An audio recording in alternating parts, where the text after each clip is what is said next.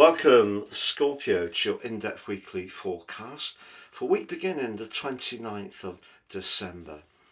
I hope you had a lovely Christmas and wishing you all the best for year 2026. You can watch your deep dive forecast by clicking on the link beneath this video. Your word power is really going to be amplified as you go into this new year, but you could find yourself initially thinking about exploiting the sales, as many of us do. But if you do consider splashing out more impulsively, I would consider that you buy things that have some kind of practical benefit too. But on New Year's Day, Mercury the communicator does play catch up, joining your ruler Mars, the Sun and Venus in your third house. Some very important discussions, I feel, can play out through to the third week of January, and some of these may have a fated dimension. The full moon, which occurs on Saturday this week, also has the moon in an opposition not just with the Sun, but also Mars, your traditional ruler. You may find yourself being very passionate about your beliefs, a viewpoint you have, a travel plan, about potentially buying a new mode of transport.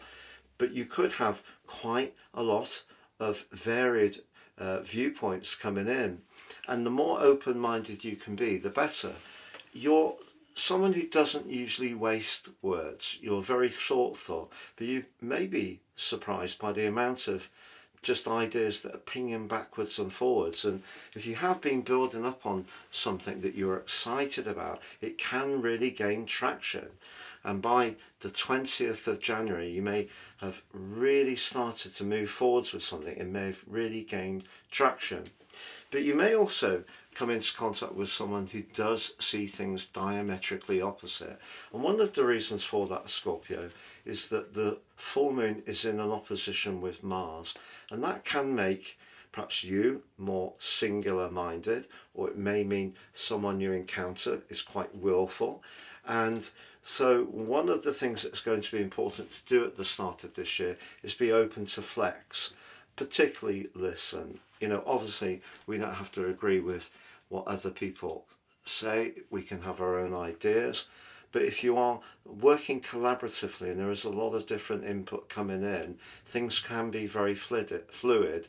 But also I think there can be a desire just to connect more. So if you've got any ideas at all that really have been exciting you, they can come to life very early in year 2026. If you've yet to order your year 2026 personal astrology forecast, totally unique to you, you can do so now, and at the checkout please apply Astro 26.